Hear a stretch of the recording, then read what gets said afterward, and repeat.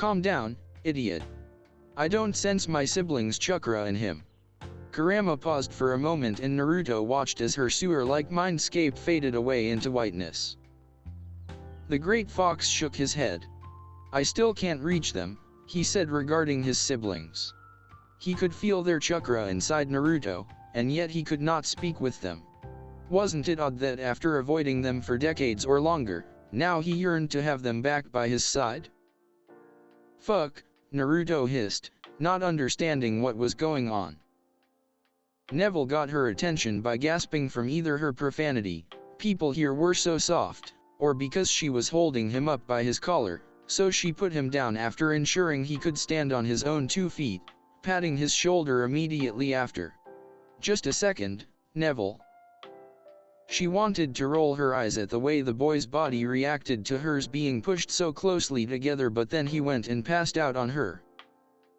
Hinata 2.0, unbelievable. Being forced to ignore the invisible Jinhuriki for now, Naruto bent down and threw Neville over her better shoulder and carried him back to the bar. Sadly, that garnered some attention. She turned toward the bar's other patrons and shot back her whiskey, which was difficult, considering where she had placed Neville, so she tossed him over to her other shoulder. What? Hagrid panicked and began fussing all over the younger boy. Naruto watched and ordered another drink, smiling at the pleasant burning sensation it provided as she explained that Neville had gotten flustered. Don Ellie her drink, Bonnie. Hagrid said scoldingly to the bartender. Ma, don't listen to him, Barkeep-san, Naruto said, patting the great big man on the back. I can hold my alcohol just fine. Naruto. Wha have I told ya abu the rules? Rules you say? Naruto asked humorously, wiggling her eyebrows as she did so, although it was hard to take her eyes off of the somewhat transparent Jinhuriki. Hagrid was getting livid, though. Okay. I'm sorry. But it's so fucking cold here and the whiskey stuff warms me up. Merlin and Morgana, Hagrid said without thinking. Once he was sure Neville was okay, he decided that it would be better to leave with his charge. I thin, it's time we be gettin' back to the castle. Naruto, though, was focused on the bar they had just left. There's a guy doing an invisibility jutsu or something in there, she said to the gamekeeper quietly, still unable to focus on much else. You mind telling me what kind of Jinhuriki that is? It's not cool, man. Who's in charge of that stuff? Hagrid had no earthly idea of what the witch was talking about, but as he gently pushed her forward, one word she'd said caught his attention. Did ye say? Invisibility. Yeah. And he was no sage, Naruto replied, or whatever Madara was, she mumbled to herself. She was definitely going to Dumbledore about this. Kami. She couldn't believe she'd left the elemental nations and allowed people to seal-tailed beasts or anything else inside people ever again. God damn it, Sasuke. Look what's happened. Naruto wanted to say that whatever it was that had been sealed in that guy was totally evil, but isn't that what everyone said earlier about Kurama? That hadn't been fair at all. It was humanity that had turned on him and made him into a supposed monster, a demon. Hagrid, meanwhile, wondered if Mr. Potter had donned his invisibility cloak again. This wasn't even a Hogsmeade weekend for the students, so he better not be here. Some students had received passes because of particularly good behavior, but Hogwarts' 3 most troublesome Gryffindors weren't among them, of that he was sure. However, wait right here, Naruto. I'll be back. Naruto watched the man go back into the bar and promised herself that as soon as she was alone, she'd work on making clones. They would have been extremely helpful to leave in the bar right now. Hagrid in the meantime looked around inside and didn't see evidence of Harry or his 2 best friends. Sighing, he cleared his throat as he walked into the center of the establishment, wanting to warn the boy in case he was here. In a loud voice, he spoke. If anyone's needin' to get back to the castle, now might be a good time to do it. Feeling embarrassed at making such a spectacle of himself, Hagrid grinned and ducked his head, hurrying back to Hogwarts' newest student.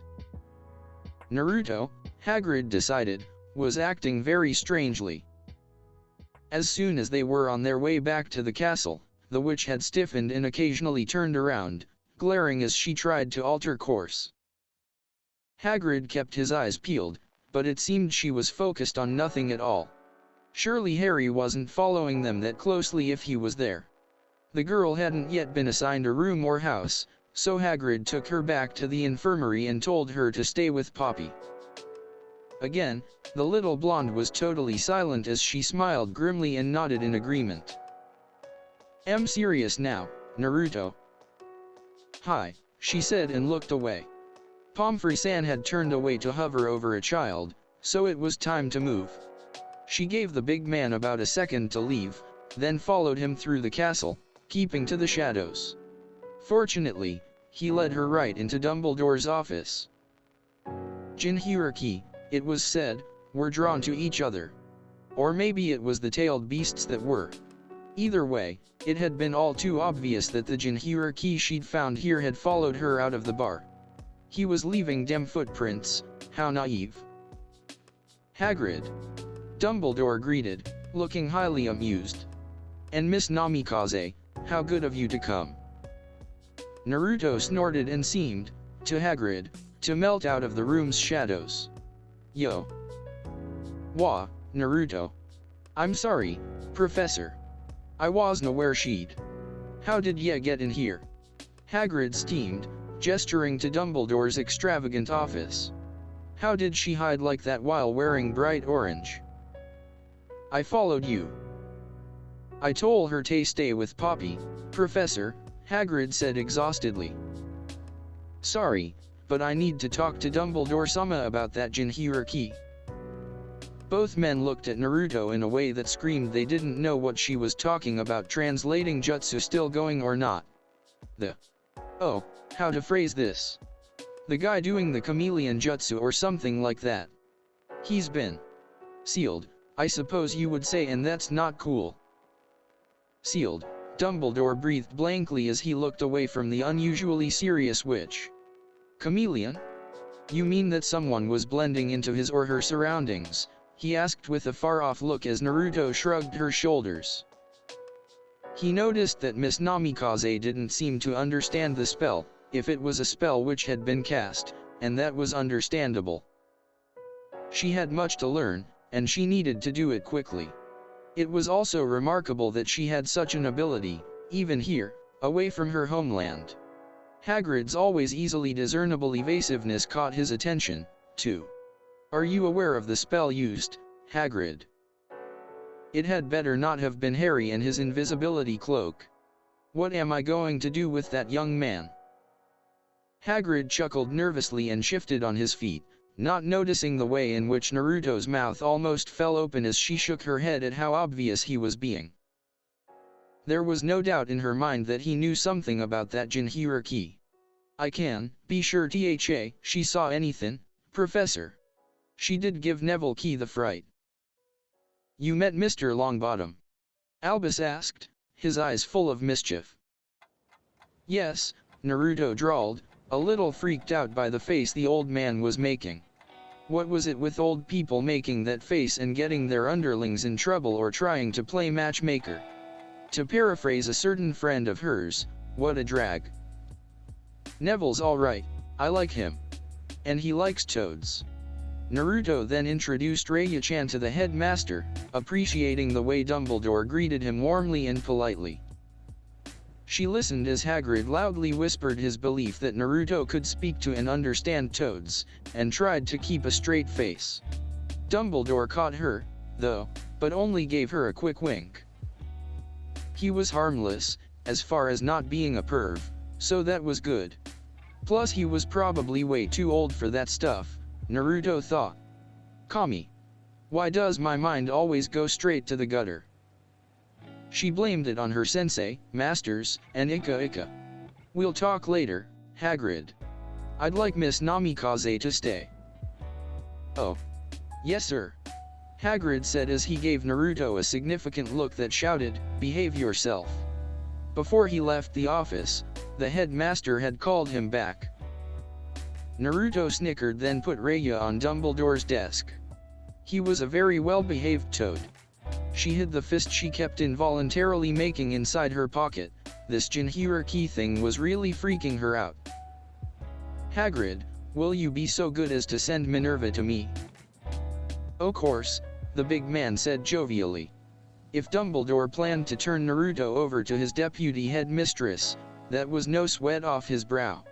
He planned to take a long nap after the last couple of days. "I need you to be honest with me, Dumbledore-sama," Naruto began, biting her lower lip. "Of course, my dear. If you'll be honest with me about human sacrifices." I can do that," Naruto said, choosing to make this more about the other guy than her. You rooted around in my head, right?"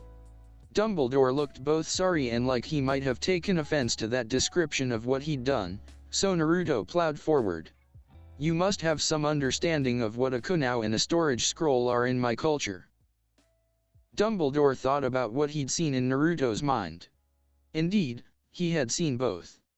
A kunai was a type of weapon, a knife of sorts. A storage scroll. Yes. I must say that I have not seen a scroll of that type in many years. Before Naruto showed up, he'd only heard of such scrolls described in history books. "Oh. Well, that's unfortunate." "Yes," Dumbledore agreed. He opened his desk drawer to reveal one of Naruto's storage pouches, which made her day. He pulled out one of the kunai that had a small piece of parchment wrapped around it. "I believe it is something like this." "Yes, something like that," Naruto said evasively. He was holding her father's tri-pronged kunai, and not holding it properly. "Be careful with those, they're sharp. And there are a couple of other ones in there that explode." Dumbledore looked a little shocked, but also intrigued. She understood that exploding shit was awesome, a belief she'd learned was very Uzumaki of her. Judging from the pouch, they got wet, though, so I doubt they'll hold much of a charge, maybe not any at all. They were pretty cheap kunai, really, aside from that one. It kinda affects things. Anyway, she continued. A kunai can be stored in a storage scroll, but that doesn't mean that the storage scroll is the kunai. Or like, chopsticks inside a drawer aren't the drawer, right? Where she came up with that analogy, she didn't know. It was probably because she was hungry. Or vice versa, Dumbledore concluded. He thought he knew where she was going with this, although some of Naruto's memories had been quite confusing. Digging deeper into them felt wrong to him, not to mention that there was a tremendous force of will that tried to keep his legilimency at bay even while she was unconscious. "Yes. Well. Forget the word Jinhuriki, it's just distracting and stupid," Naruto said as she got up and began to pace. "It's not like in the movies where shinobi are sacrificing people for a giant animal, yeah no. Really, what I want to know, is how a mass of energy got sealed in someone's forehead. That can't be safe. I mean, it's not near your magical center, plus I don't know a lot about brains, but they're pretty necessary and that thing had to be right on top of his." She finally turned toward the man again, seeing that something unsettling seemed to be sinking into his very bones. It was the first time she had really felt how powerful this guy might be. Utterly calm, but powerful, and now almost unnerved. Being able to sense negative emotions thanks to Kurama, and being a pretty good judge of character, save for Sasuke who was a bastard and got her into this situation, Naruto was a bit overwhelmed. "You know of whom I speak." "Perhaps," he eventually said non-committally in a low voice. "It's not right, what's been done to him," Naruto said fiercely. The headmaster squinted at her in a way Naruto knew was assessing. "If what you say is true," the professor began, looking concerned. He picked up his wand, and before she could do anything about it, which was really saying something. He had flicked it. She felt her mind being tampered with, or maybe it was a genjutsu, before Kurama threw him out. Glaring at the man, Naruto's mouth moved on its own accord. He's like me, but there shouldn't have been any more of us. It's my responsibility. I'm supposedly the child of prophecy, but I'm here and my friends are trapped, she said before covering her mouth and closing her eyes. How am I supposed to save them? Albus saw the look of betrayal on the girl's face but wouldn't apologize. You are a powerful witch who uses magic differently from us, Miss Namikaze. I have a responsibility to secure the safety of all of those in this castle. I'm not going to hurt anyone, she hissed. Not anyone that doesn't deserve it, anyway. Dumbledore-sama is in for a hell of a prank, she decided. Finally forcing himself to smile at the witch, Albus sat back in his chair, feeling mental exhaustion he'd never admit. And now he had even more that he had to research. Tomorrow, your classes will begin, he said, enjoying the way the witch absolutely shuddered. Miss Namikaze was intelligent but did not use her remarkable drive to pursue knowledge of history or theories. Many Hufflepuffs were similar, as were more than a few Gryffindors. Normally, witches and wizards are sorted into houses. A house is much like your family. When the witch's eyes teared up after staring into space for several seconds, he couldn't help but again pity her. It must have been deeply scarring to be a child soldier at such a young age. Your genin team is like a family, Naruto. The Sandame's words hadn't quite worked out that way, had they? Her missing arm and chest burned at the knowledge and memories. Naruto nodded and wished away her tears, sniffing loudly. She was also really pissed off at Dumbledore. Hadn't he fucked with her mind enough before now? It's not like she was some kind of Nara who had a lot of gray matter to back up the rest of her brain. And what the hell had been wrong with her, talking so much?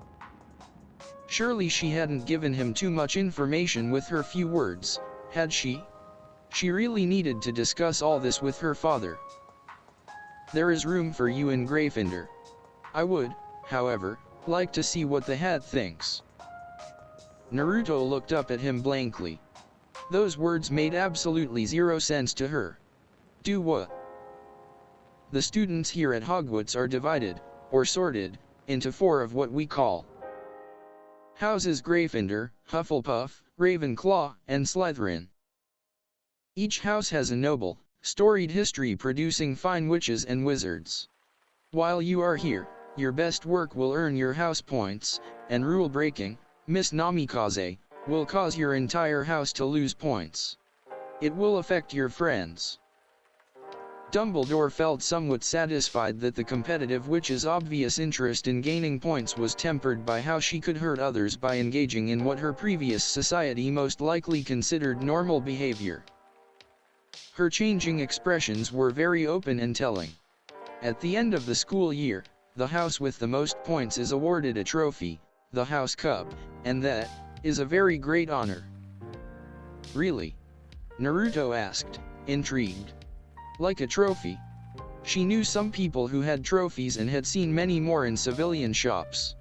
She always wished she could do something to earn one. Even if Kakashi-sensei said that was silly. Really?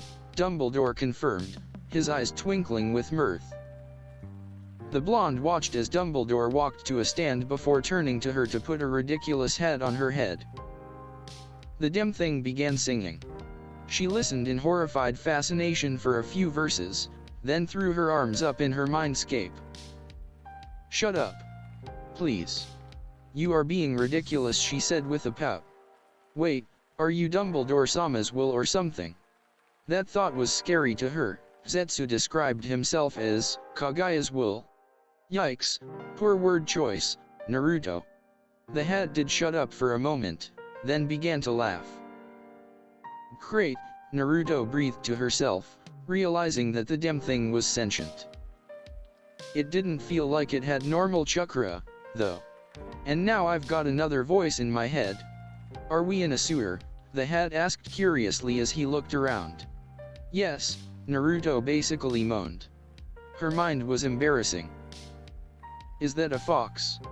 It's quite large and intimidating. The witch answered at the same time that her multi-tailed friend did. Yes, Naruto groaned. Don't tell anyone, please. What did you? Who dares enter? Is that a talking hat on your head? Yes.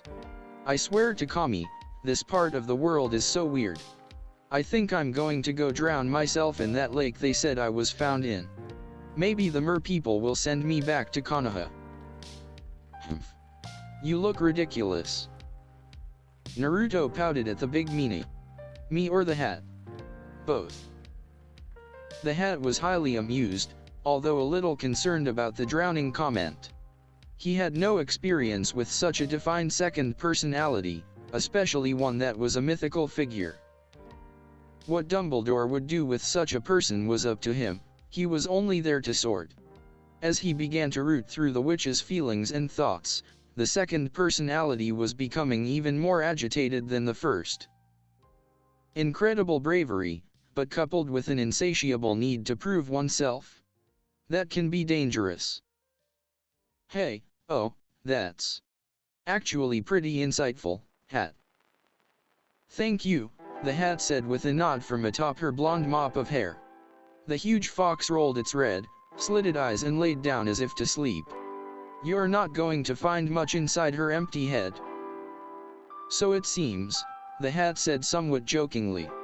He and the fox ignored the way the witch squawked at their views. You're certainly not a fit for Ravenclaw. Pity. I'm sure they'd love to have a Montmorency grace their halls once again. Naruto scratched the back of her head.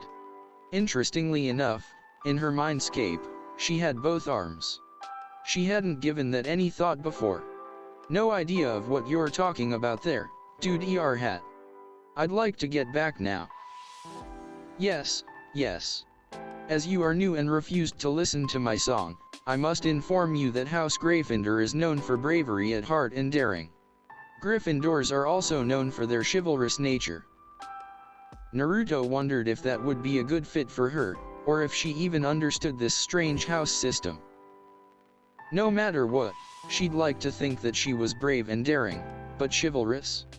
She tried to be as honorable as she could throughout her life outside of missions, but ninjas weren't samurai. In their jobs, they couldn't afford to think like that. Hufflepuffs are famed for being loyal, just, and true. They are unafraid of hard work. I've never been afraid of hard work. She might not be the self-appointed genius of hard work that Lee certainly was, but she was pretty damn hardworking. And no one could say that she wasn't a true friend, or that she didn't speak her mind, if that's what he meant by true. Your Montmorency ancestors were primarily Ravenclaws.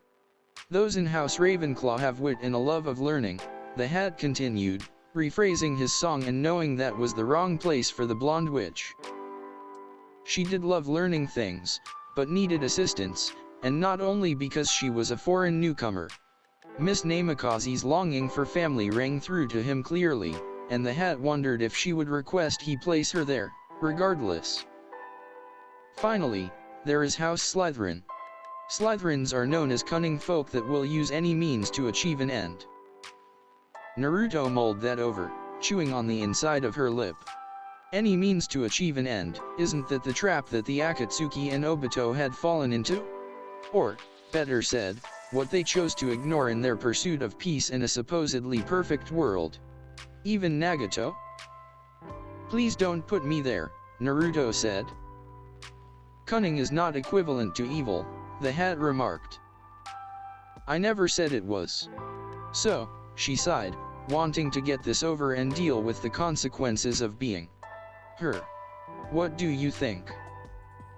Just as he was about to announce that the witch belonged in Hufflepuff, the hat noticed that the headmaster's hand had been raised. Headmaster! There is room for her in Gryffindor. Of course, the hat said disappointedly.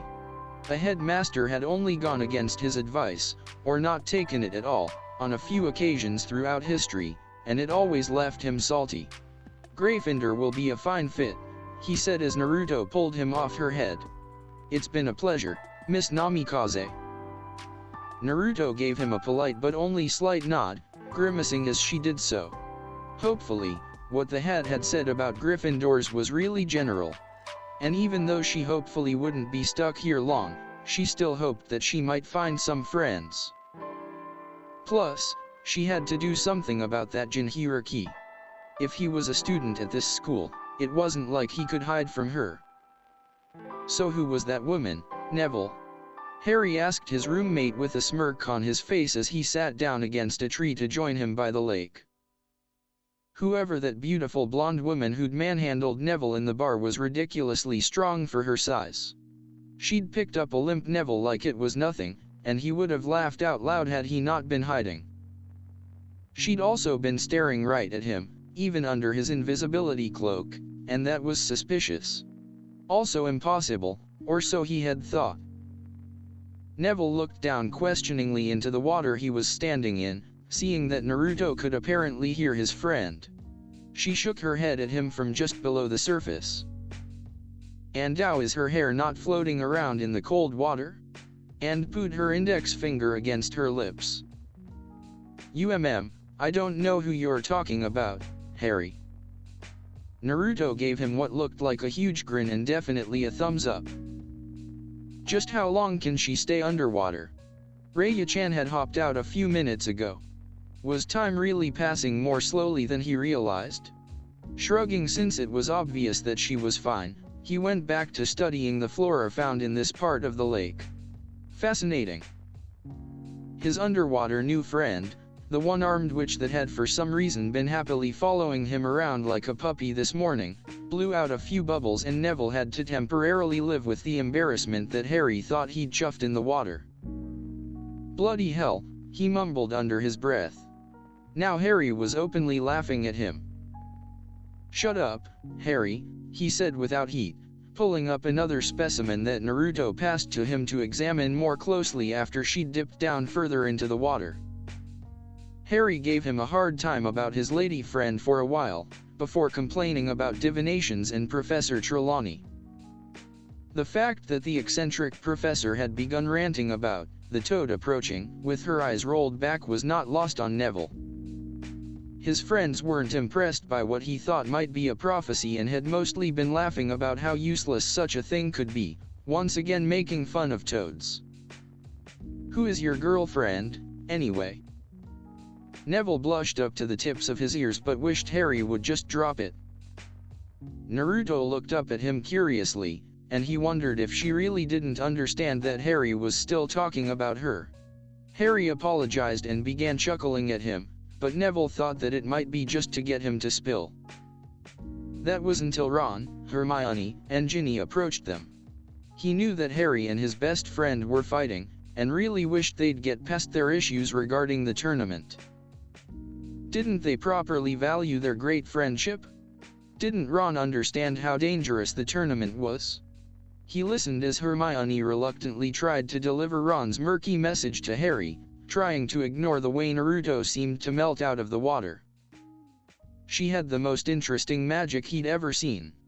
Surprised that his fellow Gryffindors didn't notice the wet blonde in the bright orange top, he simply continued to pretend not to listen as Hermione finally blew a gasket. I am not an owl, Harry, she yelled, hurting Neville's ears. The three stomped back through the forest, Ron looking absolutely miserable before Harry got up to presumably chase them down. Naruto turned to him, a wicked grin on her face. Drrrrrrama, she sang, making him laugh. What's the deal with that guy? She asked before sloshing back into the water. Neville didn't like to give up information on his friends, even though Naruto seemed very nice. Too much had happened to his roommate, and Neville absolutely believed that the Dark Lord or his followers were still a threat, especially to Harry. That had been proven year after year. Just an argument between friends, he replied, hoping not to sound evasive. She disappeared into the water before coming up with several plants to hand him. You didn't mention what classes you are taking. Ugh, Naruto replied, blasting chakra from most of her tenketsu to dry herself off as she hopped out of the freezing water. Neville looked in awe of her, which was just hilarious. He was so cute and innocent. I'll learn what they're forcing me into tomorrow. Today, I'm supposed to be familiarizing myself with the castle. I've also got to meet with tutors and move into my room, I guess. Neville hummed and tried to divide his attention between the blonde and the distinct markings on a plant he'd never seen before. Who are you rooming with? Not sure, Naruto shrugged as she hopped onto a tree branch. Some girls my age, I guess. She said and put her hand on her hip, figuring it was time to get going. I've never lived with anyone before, so it's bound to be weird, she continued, ignoring the way Neville's eyes widened and seemed to almost tear up for her when he suddenly looked up. She coughed into her hand and wanted to run away. I traveled with my godfather for a while, yeah no, so it's not like I'm totally socially unaware. Sort of. It's not like she'd ever considered her beloved godfather normal or socially acceptable, though. Shit, this living arrangement thing was really freaking her out. She needed to go see her father. I've gotta run, Neville. Will I see you later? Absolutely, Naruto gushed, feeling happy that someone as nice as Neville wanted to hang out with her. J.A., she said with a wave behind her as she took off to track the Jinhira key and drag some answers out of her father in his weird picture frame. Using her little castle map, which would have been useless considering the moving stairways unless you could just walk on the ceiling as she could, she made her way toward her father's picture but found the Jinhira key first. Naturally. Hopping into what she guessed was an office, she watched as a guy with an eye that had to be the most piss-poor version of the Sharingan she could imagine took his damn leg off. She should have been more impressed or interested in all of the chakra detecting or producing objects in the room, but that leg really freaked her out. Now that she'd seen just what constituted a prosthetic in this place, there was no way she was going to get one. That leg of the old dude must have weighed at least 30 kilograms. How insane was that? It seemed to be almost as useless as the peg legs pirates were said to use as a symbol of status, the weird fucks. Moody, what an interesting name for an interesting old guy. There was something odd about him, but then again, there was something odd about almost everything in this place. Even more interesting was the very similar presence that was, for lack of a better word, leaking from his big chest. Whatever was in there was moving around and trapped. It seemed like there was a genjutsu on it or something she didn't understand. Was it full of seals maybe?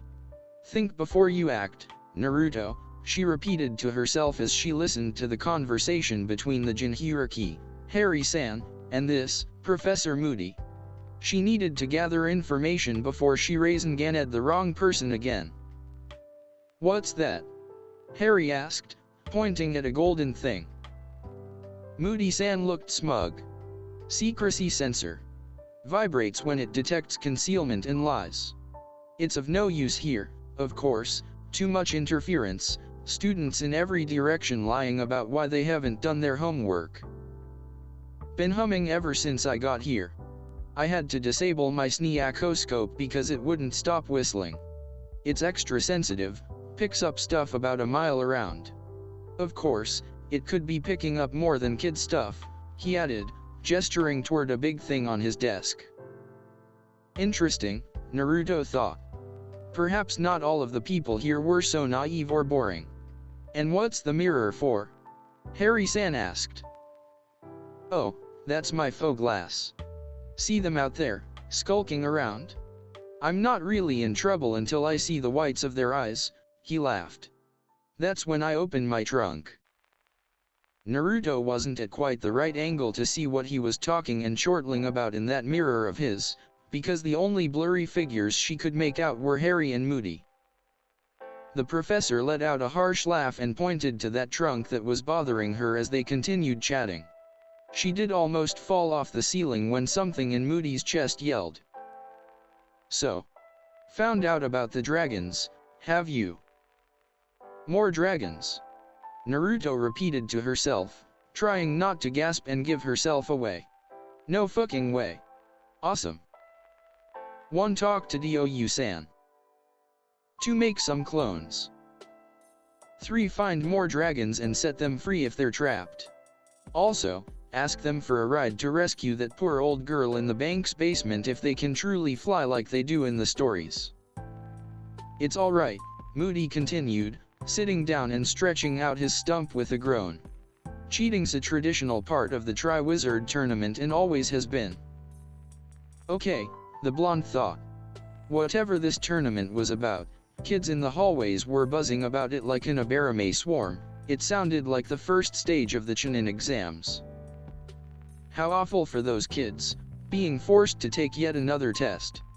Dumbledore-sama had said that she, like the other students, would be assessed a lot, and that flat out sucked. So, got any ideas how you're going to get past your dragon yet? Asked Moody. Naruto watched as Harry got all angsty and frustrated. She listened as the two conversed, wondering what was going on. She'd have to ask Neville for details. What are you best at? Moody asked, seemingly irritated.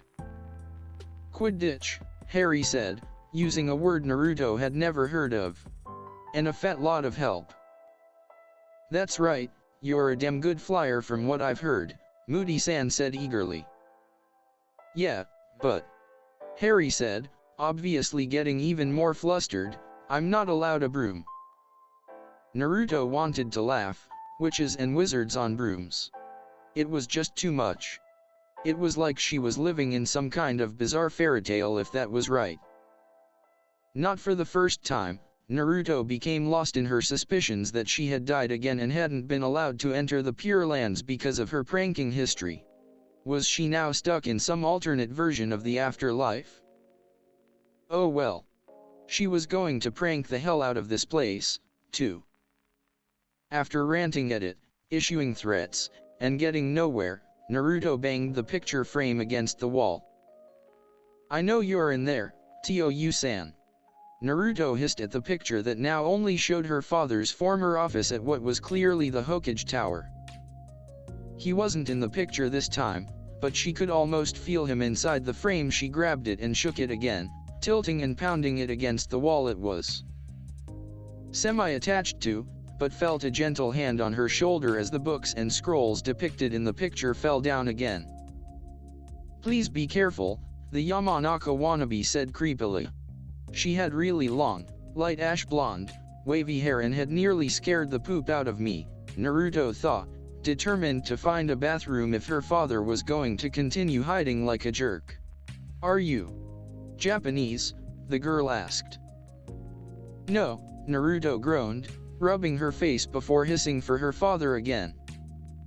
She came up with some really creative threats for the man she'd never really known, swearing that she'd sick her mother on him in the afterlife for being a dick. Turning toward the creepy girl who now had even larger eyes, she rubbed the back of her head, feeling awkward. Sorry. You are frustrated, she said, enunciating the word frustrated just perfectly for the angry blonde. Yeah. No shit, Naruto groaned before plastering a smile on her face. Uzudesh, she began before coughing at nearly giving her normal name away again. Namikaze Naruto, she said with the slightest bow, more of a nod, really. Please take care of me. Luna was intrigued. It's nice to meet you, Namikaze. You have a very interesting name, she said dreamily. Ugh. No, it's Naruto. Just Naruto, yeah no. In my culture, she stressed loudly, glaring at her father's picture and hoping to get him to come out to scold her, but apparently, she wasn't being naughty enough. We say last names first. So my first name's Naruto. Delighted, the strange girl breathed.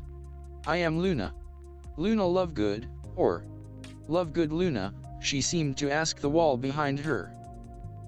Naruto turned to check, but no one else was there or too close to them. There were some children watching them and giggling from well down the hallway, but Naruto ignored them, other than making a note of their appearances and chakras so that she could teach them a lesson for being brats later. The kunoichi paused for a moment, reminded of all the weirdos and nice people with Kekii Genkai. She was pretty sure this girl had one. That's a really cool name. It was just too bad for Naruto that Luna Lovegood was hard for her to say properly. You think so? The girl asked in that same tone, tilting her head as she looked directly into Naruto's eyes. Yeah, Naruto said, hating how socially unskilled she could be. She was sure her roommates would hate her. I mean, Luna's like the moon, right? Am I understanding that right?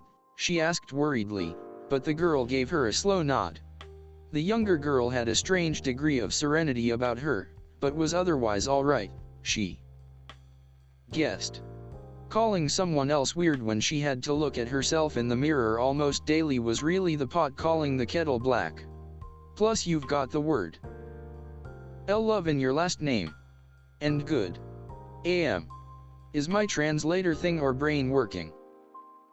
Luna let out a breathy laugh, and Naruto figured that this girl probably had boys crawling all over her with a voice like that. She was flatter than Sakura-chan, but that was alright. People liked different things, the girl was young, and Naruto gave zero fucks about males' opinions on that anyway.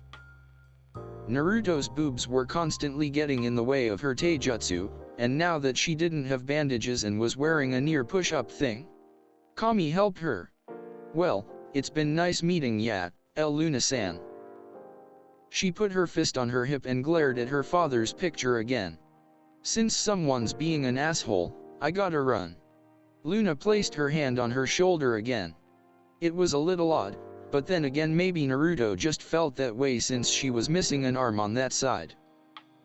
I believe you may be the person I was tasked to meet. Oh?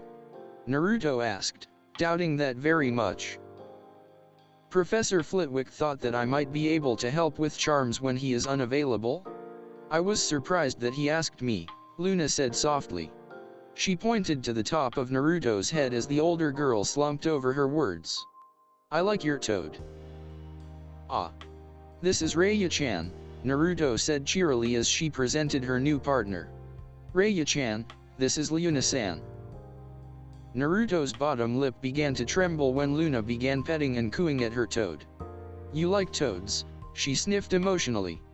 Neville had told her about discrimination against toads. It made her want to punch people. Then again, most things did. She blamed Tsunade Bah-chan for that. I like all animals, Luna said, still stroking Raya's little head as she looked up at her earnestly. Me, too, Naruto smiled, then grimaced. Except snakes. Understandable, Luna said, but seemed like she might give snakes a chance. Poor, naive girl. She'd have to help this one, especially if she was trying to charm her. Or whatever it was she mentioned. I'm starving, Naruto said just before her stomach growled like a bear in heat. Luna giggled but took her by the hand, which was startling for the older teen who had lived a life that was rather touch-starved. Not that she'd admit it. Let's have lunch together. You can tell me about your concerns with charms. They did have lunch together. Naruto ate more than Luna thought was humanly possible, but she was a welcome companion. Naruto's declaration that she had no idea of what charms were had been alarming, but the more they discussed it, the more she realized that Naruto's culture simply viewed the subject differently, and wasn't that fascinating? At the end of their very interesting lunch of primarily soup and noodles, they were approached by a Slytherin. Hello, Luna said moonily. The boy gave her the most dreadfully mocking look, something Luna was quite used to. Her new friend noticed. You got a problem? Naruto asked darkly. TCH, Draco sneered. Professor Snape said I am to tutor you in potions. Oh, Naruto drawled, her face lighting up and smile turning wicked. I can't wait. I'm good with chemistry, she cackled maniacally. Draco was horrified. What house are you in? He knew it couldn't be Slytherin, she was just too odd. Gorgeous, but odd. Happy odd. The blondes were sitting at the end of the Ravenclaw table, but this blue-eyed person was attracting wizards to her like flies to honey from all houses, understandably. Draco quickly looked away from her pretty face, but couldn't help but wonder how those little scars on her face had healed so perfectly, and what in heavens had happened to her to cause them. Plus the missing arm. Interesting, indeed. Gryffindor, I guess. Naruto asked, still unsure of how all of that worked. Luna nodded at her and Draco tripped, and he'd just been standing there. Are you alright? I'm Namikaze Naruto, by the way, she said, offering her hand, the way most people here seemed to greet each other or agree to stuff, but he didn't take it. Maybe it wasn't the right time. She nodded instead from her seated position, wondering if she was supposed to stand when meeting someone new here, etc. She knew her manners sucked. But you can call me Naruto. Please take care of me. She didn't like the way the guy scoffed and began smirking at her as he crossed his arms, especially since he had just nearly fallen over like a dork, but whatevs. It was nice meeting people, she supposed. She'd met a lot of guys during lunch. And what a lunch it was. Just thinking about all that food made her hungry again. Hopefully, she'd get to meet more girls witches. The ratio seemed about 40/60 here from what she'd seen, which was better than the Kunoichi to Shinobi ratio in Konoha. Draco Malfoy, the boy said haughtily. Meet me an hour before potions every day, he demanded before storming off, his stupid black robes billowing behind him. Naruto looked at Luna, who had the same expression she was getting used to, and laughed. I don't even know when potions is, that little shit.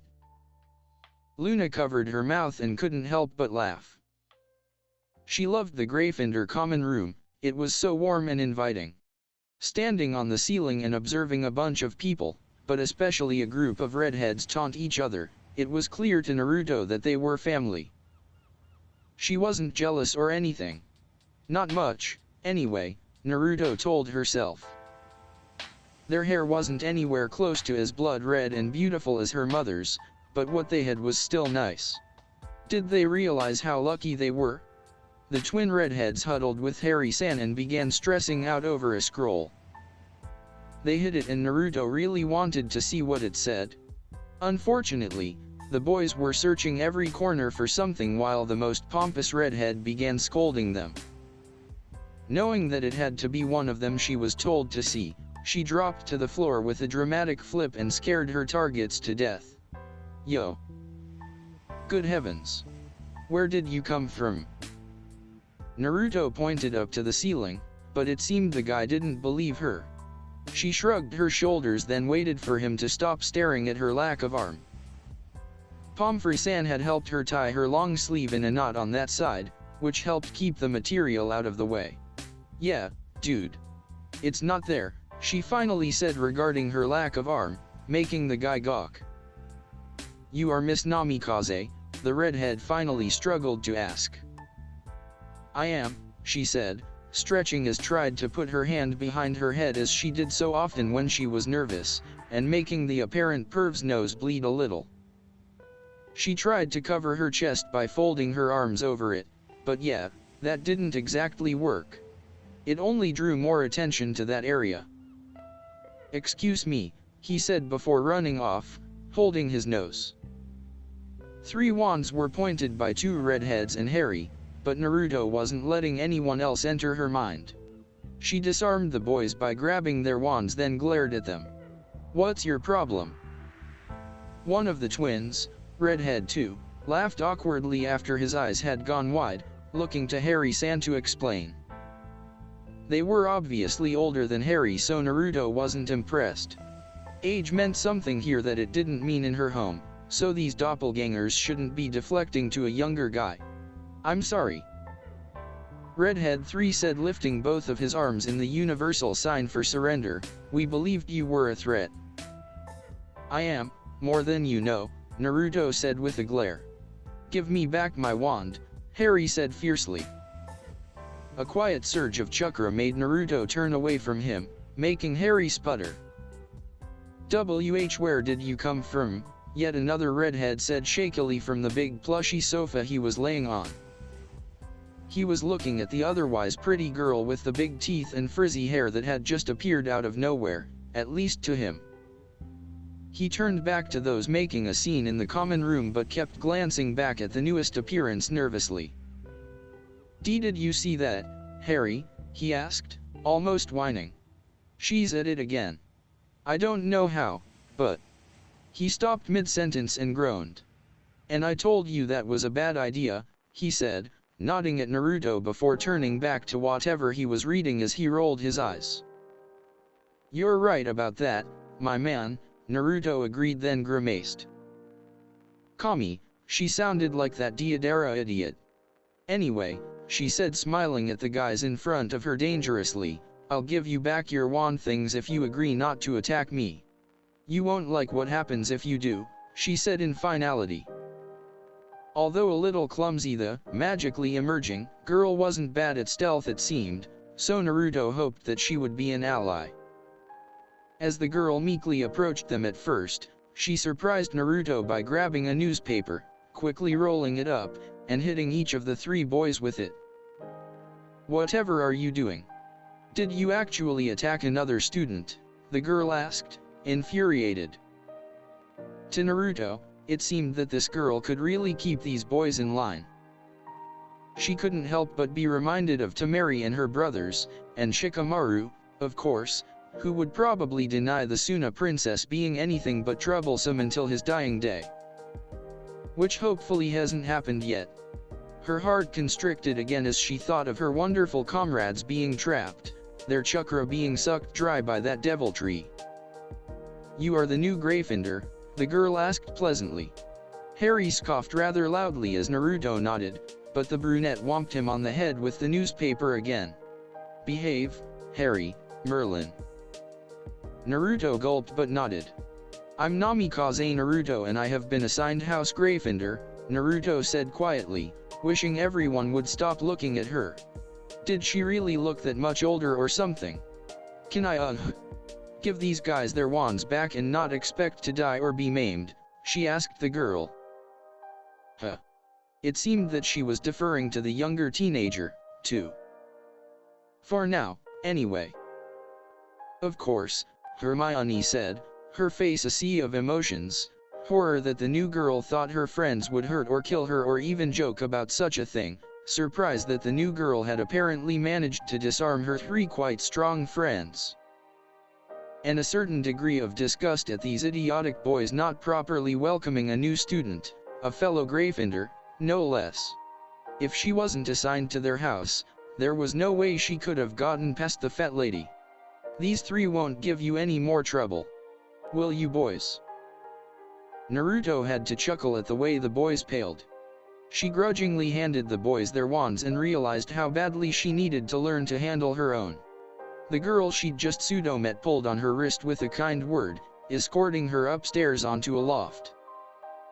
"They're idiots, but they mean well," she said as her face screwed up. "I haven't properly introduced myself. My name is Hermione Granger. Professor Dumbledore mentioned that you may need assistance in your studies," she said quietly so that no one else could hear. Naruto appreciated Hermione, another name that would be hard to say, trying to keep her stupidity private but groaned at the thought of more studying. "So are you my third tutor?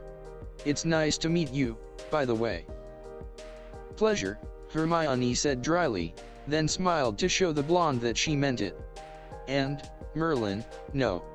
My schedule is quite full, but as the top student in my year and because of the classes I've taken, Professor McGonagall asked me to look out for you. I'm sure that Angelina would be happy to help you, as well, but she plays Quidditch, you see. Percy is also available, of course, but he's... well," she said, letting out an awkward chuckle. "And then there's... well, anyone from our house will help you. I'm sure." Naruto nodded dumbly. She was supposed to keep her secrets, Dumbledore-sama had said so himself, but how could she learn anything when she didn't even understand key concepts or words? This wasn't the first time she'd heard about this Quidditch thing, but if she asked for clarification, would her lack of knowledge give her away? Eventually, she cleared her throat a bit and considered everything else that Hermione-san had just said. That McGonagall woman made her nervous. She looked strict, and it wasn't like Naruto was raised right, or at all, really. Speaking of which, Hermione-san reminded her of a cat, just like McGonagall-sama. Do you have a cat? Hermione's eyes went wide as her face turned red. She hid her face behind her wild hair as she searched to see just how much of Crookshank's hair was on her this time. Oh. Naruto said, her hand slapping her in the face as her stump tried to mimic its former partner's actions. I'm a censor, so. That's a compliment, she lied a little. A completely abnormal cat near the level of Tora came up as if it was summoned and hissed at her, before taking a good long look at Naruto then giving her a big rub. Hermione didn't understand Crookshank's reaction, but she believed she understood Naruto's. You have a fear of cats, she panicked, trying to get hold of her little darling. Naruto stood frozen and rooted to the spot she was standing on until she finally called on the ally on her head. Raya-chan, she whimpered, sounding pathetic. She could have cheered when Raya jumped down on the cat, flattening its body to the floor before the furry monster took off running and hissing. Thank Kami. By the sage, she feigned shakily. I need to lay down. All this stress, she said, lying again. Sort of. She was freaking out as a result of being around all these people, especially as all her friends may be dying in the elemental nations. Hermione apologized all over herself for her pet before guiding the older girl to her room. Making sure the pretty blonde was situated on her newly assigned bed, she reminded her of when dinner ended before allowing the chubby toad into the room to join her owner. As soon as the door was closed, Naruto quickly pulled the cool bed curtains around her and sat up, somehow both thrilled and deeply resenting that she was again alone. Taking out her wand, she got to work. First things first, Kurama, shadow clones. Closing her eyes and reacquainting herself with her damaged chakra system, she began trying to summon chakra arms since she was only blowing shit all over the place with the wand she didn't know how to use. We're running out of time, she said out loud to the fox an hour later. I can't let everybody die. She knew ghosts were real. Embarrassingly enough, the first time Naru had seen one in the flesh or not flesh was in front of her entire house when she'd nearly passed straight out from fright. She'd wound up landing in one of the redhead's laps. That guy had the nerve to shriek like a little girl and harshly push her off of him, straight through the icy cold ghost. Ron-kun, previously known to her as Redhead number 4, was going to get pranked when he least expected it for that. Falling through that ghost had scared the equivalent of a tale or two out of her. The ghost, who thought the whole scene funny, was currently reassuring her in the common room that he meant the living no harm, then complained about someone named Peeves before beginning to cordially tell her his story. He seemed like a nice former guy with what she now realized was just a hint of chakra, but it would take a lot for her to ever trust a ghost. He had more chakra than what the pictures had, but considering all of the people in the castle, she'd never noticed him slash them before. But if he pulled his head off again like it was some kind of cheap trick, she was going to ask him what an up-close and personal raise-non felt like to a ghost after it plowed through him. Forgive me, Miss Namikaze. I was supposed to find you with a reminder to meet Ms. Granger in the library, Nick said. He would have mentioned it immediately, but the young witch had begun rapid-firing questions at him, quite interesting questions. Most students weren't interested in his brief but fascinating life when he was actually alive so quickly, he forgot himself. Naruto's eyes had blown open. Had she really been talking to the ghost that long? Looking toward the clock, she grimaced. Hermione-chan was a nice girl, but she had a temper with others that she didn't want to be on the bad end of, and also had this whole motherly vibe that made Naruto not want to disappoint her. Considering how badly she was doing in some of her classes, She guessed that she was probably disappointing her enough already. "I'm late," she gasped, jumping up. "I'll see ya, Niksama." Until then, the ghost called back to her cheerily as he sank into the wall.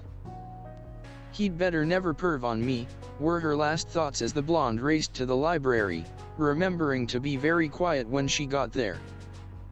She wasn't sure if the librarian was still alive or not, but they were creepy and mean as fuck, and Naruto had been having a shitty day, ever since she tried to free a bunch of tree babies right after missing breakfast. Seeing something very interesting, and it was about damn time that guy decided to go for it, Naruto hopped on top of a bookcase to better observe Hermione-chan and Durmstrang-san. "Victor!" Hermione all but squeaked. Naruto covered her hand over her mouth, totally fangirling the ship. Victor was down on one knee. "A little early to be proposing marriage, isn't it, Durmstrang-san?" In what she guessed was his broken English, which was much, much better than Naruto's, although Hermione was trying her damnedest to help her with it, too, since few knew Japanese here. Victor, fortunately, only asked Hermione to go to the dreaded school dance with him. When Hermione accepted, Naruto let out a whoop, startling the two before the real fireworks could begin.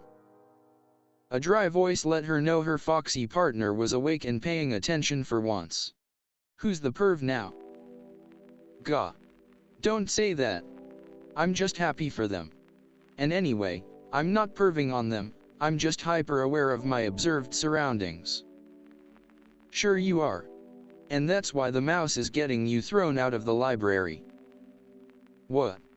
Naruto asked, startled when Kurama said what he did and it being levitated down from her position by Hermione by some kind of spell as she scolded her. It was totally unnecessary. Had she been paying attention, she could have levitated all on her own. "I can still do that, right?" "Who knows? Get moving." With that, the fox closed his eyes and began fully concentrating on continuing to repair Naruto's chakra system again. It was almost done. "I should make the brat do this all on her own," he thought, as she grumbled at him and had the nerve to call him lazy. "Hee," Naruto began while scratching the back of her head. "I'm just excited for you, yeah no," she said lamely. Victor glowered at her before kissing Hermione's hand and stalking away, and Naruto really did feel bad. "Man. I'm really sorry my own Chan. You didn't even get to make out with your boyfriend before I..." "Boyfriend?" Hermione gasped. "Merlin. Do you think that's what people will think?" "Who cares what anyone thinks?" Naruto replied, genuinely baffled. "I didn't think that you were that kind of person." Hermione looked like she'd been slapped, immediately making Naruto feel terrible. The brunette witch's understandably clammy hand patted her encouragingly when Naruto apologized. "You're absolutely right, Naruto. Who in the world cares what that idiot thinks?" she said with a little huff. "Ah, and who's this idiot you're worried about?" Naruto asked, although seeing the way Hermione often peeked up at Redhead for whenever he was around, she thought it might be him. She didn't really get it. Victor was strong and fine as hell. Ron-kun? Not so much, or maybe it was just his laid-back manner that made Naruto think that way. And that was dumb because Naruto loved laid-back people. Shut up, the oddly strong girl, for a civilian, said before dragging Naruto by the arm into an unused classroom. She tossed down the children's book that she'd been using to teach Naruto English. "Now, let's go over the colors you've learned, and then numbers again." Naruto grimaced but did as asked, hoping like crazy that she could soon produce clones so they could do all this boring stuff. Hermione said some nonsense and pointed her wand at her throat, and Naruto's words were once again her own. Pointing to each color and concentrating on memorizing the characters that went along with each color, she began. "RR red." Hermione nodded at her proudly, and Kami, wasn't doing something so simple embarrassing? "Yellow." Good. Naruto snorted and sighed heavily. Arigato gozaimasu, Hermione-sensei. She smiled and got back to work when Hermione smacked her for being smart. Like that had ever been a problem for her. But hey. She did understand the general meaning behind those two words. She really was learning. Meanwhile, a group of Gryffindors heard the earlier commotion and looked up from what they were doing. There she goes again, George said as he watched the librarian angrily shoo Hermione and Naruto out. Are you really going to ask her? Fred asked in disbelief. Fantastically weird or not, the new girl was by far the hottest person in school and he knew his twin was going to get turned down. And why not? George asked flippantly as he sat back and put his feet on the table. Ron pushed them off, so George put them right back up, but on Ron's paper this time. She'd be lucky to have me, he said with false confidence before outrageously pouting at his twin who had rolled his eyes and scoffed at him. Right, Harry said with a quick shake of his head. I don't like her. She can't be trusted. She said as much. Just because she arrives mid-year from a different place and culture, Harry, Ron began before Harry interrupted him. Honestly, he was used to that from his hot-headed best friend, so he blew his rudeness off. George's sigh of "she's tough" was also ignored. A culture she won't even talk about. Harry didn't want to believe that Naruto was a Death Eater, but after his previous experience each year with the vultures trying to assassinate him, he knew he was right to be paranoid. His friends should be, too. She's said some things, George said inoffensively. She speaks Japanese. She uses the word Japanese with finger quotes, Harry replied in near disbelief, like she doesn't believe that Japanese is a thing. She's funny that way, George sighed dreamily. Moron, Angelina said before tossing a piece of rolled-up paper at him. She's very pretty, no one can deny that, she went on, looking at Harry who blushed like an idiot. I wouldn't doubt that someone's already asked her. Someone better, she said, giving her teammate a hard time, although she was worried about him potentially being alone with the very blonde witch. You don't think? George asked in disbelief. Are blokes already asking girls to the ball? Almost all of his study buddies shrugged at him as if either that should be obvious or that they'd never considered it. It was sometimes hard to tell with this bunch. Hilarious, he thought with a smirk, then felt his own stomach flip. You room with her? Can you tell me more about her? Angelina looked away, feeling uncomfortable. She's nervous. Keeps the curtains closed around her bed before we're even there, but seems friendly enough outside of our private chambers. She chuckled uncomfortably as she recalled the worst thing. The first morning she slept over in our room, we woke up to her shouts along with a house elf whom she held at knife point. The poor girl was terrified. Seeing the boys' surprised faces, Katie clarified. The elf was terrified. Naruto was angry, but she fell to her knees in apology to the elf when we explained her presence afterward. Did this whole thing with her forehead on the floor, she said, looking back at her assignment. She really knew how to handle that knife, too, the way she twirled it around and thunked it under her pillow. Professor McGonagall ordered her not to bring knives into the common or other rooms from then on. Blimey, Ron said, speaking for all, he figured. That's scary. It's kinda hot, Fred said, aggravating nearly everyone. Very well, George said, standing. He pushed his books toward his twin and gave him a serious nod. Here I go. Rather than receiving a good luck wish, George's friends and family, those wonkers, only groaned at him as he left the library. He walked down the hall, very aware that he was getting closer to the beautiful girl's magic. He'd never felt anything like it. So warm and powerful, he thought with an audible sigh. Finding the room that Naruto and Hermione were in, he watched, fascinated as the blonde tried to sound out the word turquoise. The poor, beautiful thing, he thought, seeing her frustration. Instead, why don't you try the word aqua, Hermione said encouragingly. Aqua? Naruto asked. Hermione tapped the picture of the color again, but Naruto wondered why Redhead too was watching them. She gestured toward him and glared. Oi. Anita wa watashi o karako tame ni koko ni ame suka. What? I mean, beg your pardon. George asked, not understanding Japanese. She asked if you're, pardon Naruto, Hermione began before casting a spell that would allow them to understand each other. Did you ask why he is here? Hermione glared at the particularly mischievous Weasley. He and his twin were such a pain and usually up to no good. Why are you here, George? No reason, he said, making Hermione eventually cough to cover a laugh because he was being a surprisingly terrible liar at the moment. George was turning as red as his hair, and that was a treat in itself. Is there anything I can do to help? He asked. Naruto watched the two, then smiled broadly at the redhead.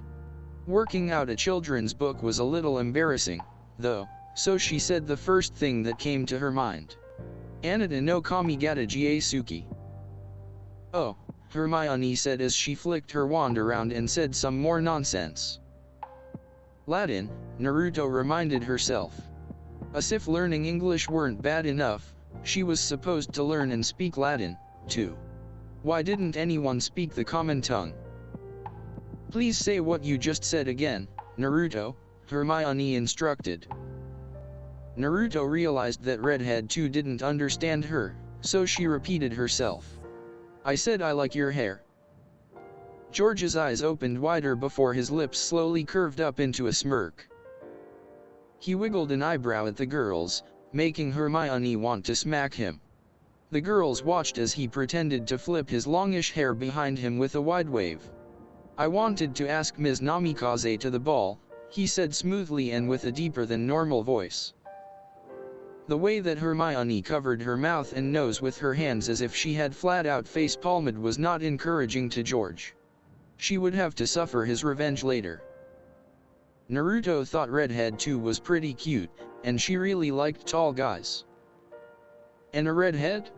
Hell, she had even thought of maybe one day going out with Gaara because he had such nice red hair, but Kurama promised never-ending mental torture if she ever did such a thing.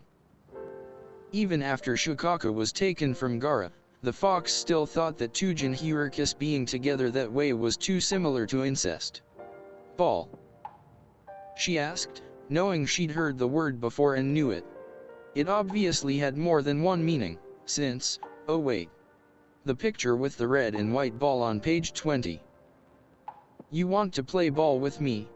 Naruto asked innocently. She didn't appreciate the way Hermione began snickering as Redhead too paled. Wait.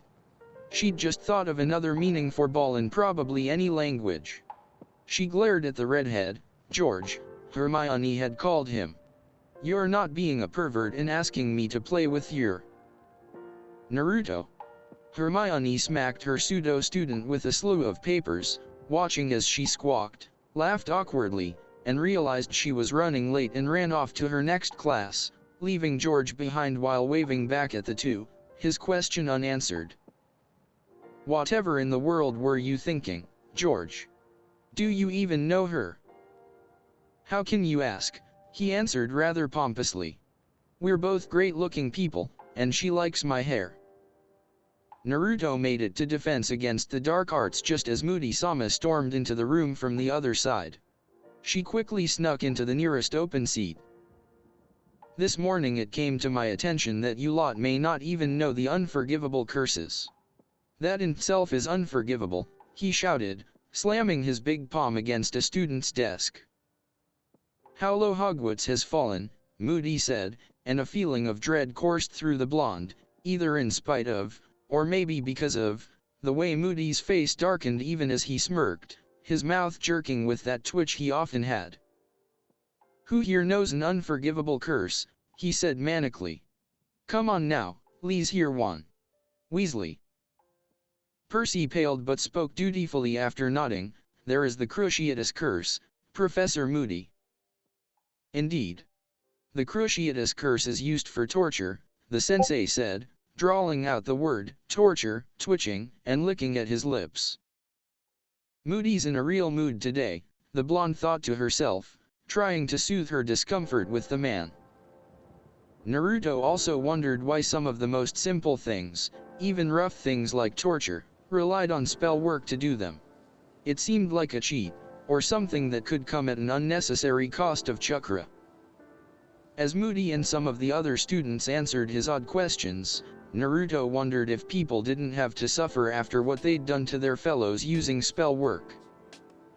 People said that the shinobi in TNI had to go through almost as much counseling as they did training to further their craft. She wasn't sure whether or not that was true, but knew that Ino once bragged that half of her clan offered counseling and forced it on those focused on certain specialties. The Yamanakas were a big clan. She'd seen some of those counselors before she entered the academy, and don't think about that, Naruto. Avada Kedavra, Moody said. A green spell shot out of his wand and he killed a big slug-looking thing. Naruto raised her hand before she read the room.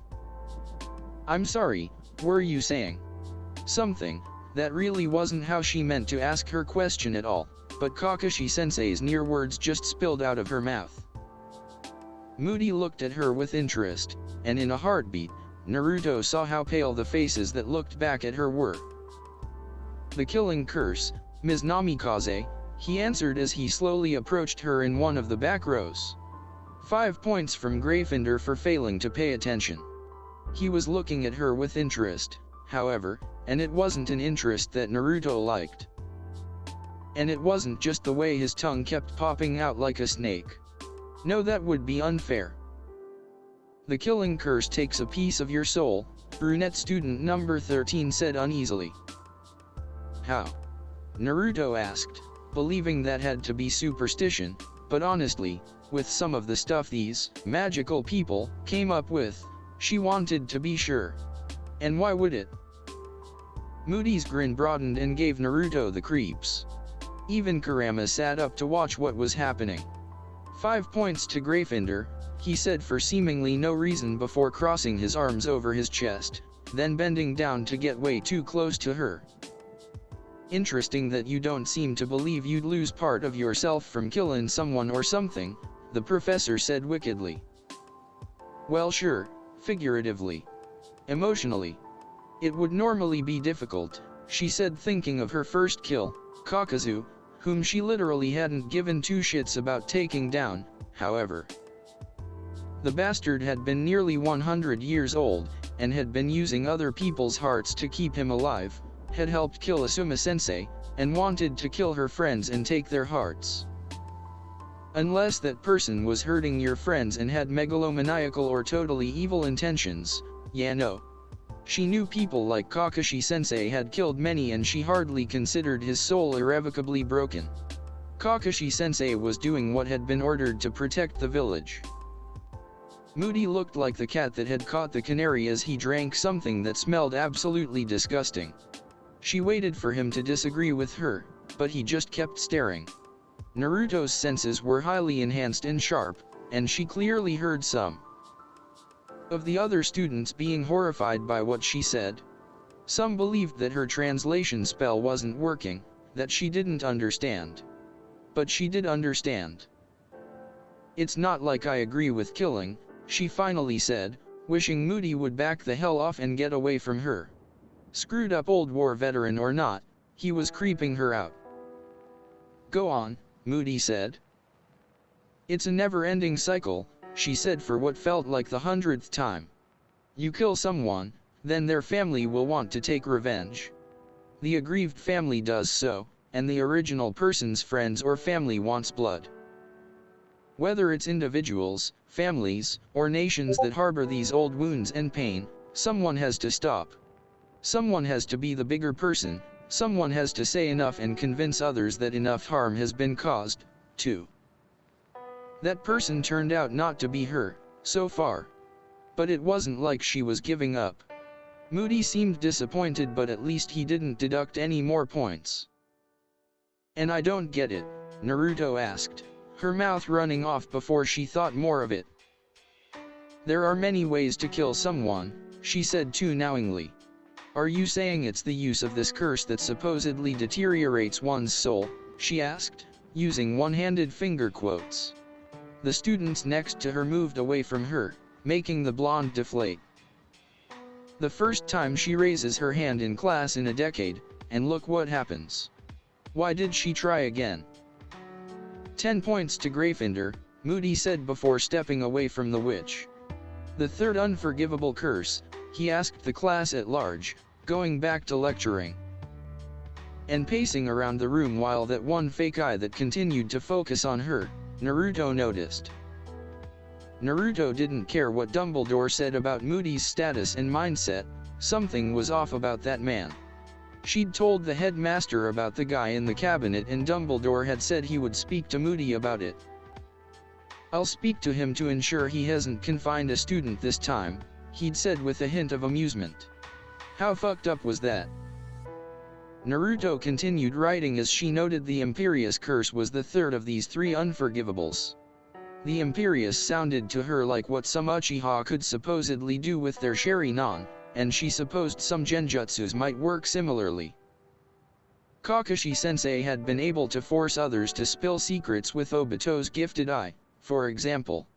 Supposedly the Imperious could be done long range, but there was a time limit?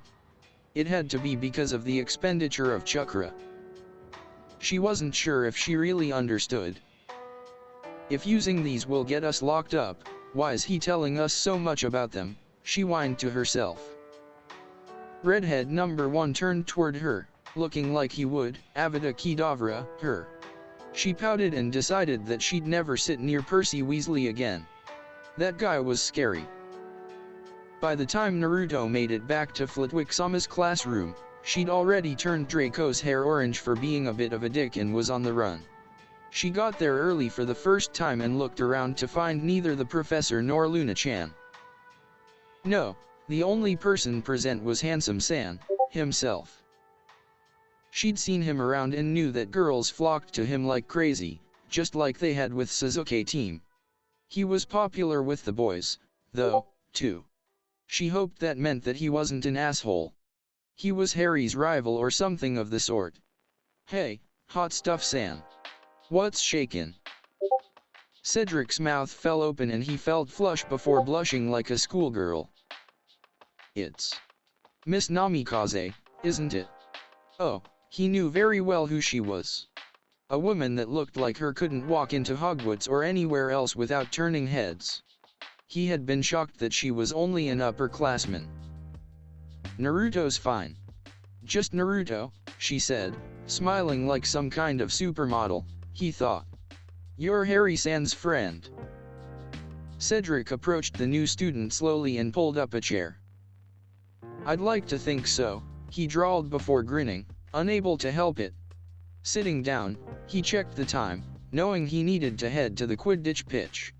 "Is it true that you attempted to free the Mandrakes from Professor Sprout this morning?" Now it was time for Naruto's mouth to fall open before she wiped her hand over her face. She nodded her head and the handsome guy laughed. His laugh was nice, he was definitely quite different from Sasuke. Thank the gods. They're just little tree babies. Sprout-san said something about cutting them up. Cedric laughed louder, unable to help it. "I've heard you're from Asia. I would have thought you would be accustomed to the benefits of mandrakes and girl drakes." Cedric chuckled again, covering his mouth, thinking she was joking. She pouted adorably while she began to speak about freeing the oppressed before giving up and looking at him with pink cheeks. He could definitely live with that. "Because you're new, a lot of rumors have been flying about you," he said hesitantly. Naruto only nodded her head, encouraging him to go on. "Most of us received a letter inviting us to Hogwarts. I hope this doesn't seem rude, but were you postponed because of similar delays receiving your invitation?" "Hardly," Naruto said, getting comfortable in her folding chair. I was on the bad end of a battle, Naruto said, gesturing toward her stump, and got thrown into a lake. The mer people near the battle dragged me through to the... what's it called? The Black Lake? Anyway, they dragged my drowned ass to Dumbledore-sama. Cedric gawked at her, and Naruto nodded, although he was becoming paler and paler. It sounds unbelievable, right? She asked, knowing it did. Merlin and Morgana, he breathed, staring into nothingness, his thoughts on that egg that was the second task of the tournament. Naruto. I could kiss you, he said before jumping up and heading for the door. Whenever you're ready, she joked as he left the room. Wondering where the charms people were, she realized it was Tuesday rather than Monday and wanted to scream. Son of a bitch. She scrambled out of the room, ready to get some dinner, but found Neville looking lost in the nearby hallway. Neville-kun. Are you alright? Neville smiled at her, but Naruto could tell it was fake or pensive at least. She hadn't known him long, but he had an expressive face, something she was told that she had, too. You'll be going to the dance with Cedric, he asked. What? No. Why would I? Oh, Naruto said, feeling awkward. Honestly, she'd hoped that Neville would ask her to the stupid school dance if she couldn't go alone. Why would you think that? And anyway, it's not like I can dance. And with one arm. She laughed, but Neville could see something akin to shame in her expression. Police, she continued, looking away. To him, the older girl always seemed so confident and strong, something he admired and knew his gran wished he was, and he didn't like seeing her this way. Don't be absurd, he said, lifting his nose in the air. Any bloke would be lucky to take you to the dance. Even though you'll probably attend with Raya-chan on your head. Even you? Naruto asked, afraid to be excited about it. Dancing was such a civilian and drunken shinobi thing to do. Although she wouldn't admit it to anyone else, it would always be difficult to be the odd one out. All the time. Of course I do. Would you like to attend the ball with me? Sure. Naruto shouted, nearly jumping on him. Instead she found herself bouncing around him like a puppy. It'll be fun. Wait, are you sure you don't have another friend you'd rather take? No. You're the first girl I asked. On the one hand, Neville could theoretically feel bitter that the blonde witch mentioned them going together as friends, but on the other, Naruto was teary-eyed and beaming at him now, almost as if she couldn't believe he wanted her as a real friend, or as a date for the Yule Ball. He'd noticed occasional lapses of profound loneliness within Naruto before, which was very understandable considering what had happened to her, and was glad he could do something about it. Since she liked to threaten anyone that gave him a hard time, this was the least he could do. Plus, he couldn't wait to see the guys' faces, even if she danced like a brick, something he hoped she didn't. We'll get dancing lessons, by the way. My gran said so and already taught me to dance years ago. Cool. And surely being a ninja will help me be a little bit graceful. Neville nodded his head but didn't care too much one way or another. The idea of Naruto being a ninja was mental, though. How could anyone so loud and bright ever be a ninja, if there even were ninjas? He supposed that was part of the joke. Now he just had to psych himself up for dinner. Normally he avoided her when meals were served. The older girl ate like a lion. Doing detention with Professor Snape was hardly a punishment.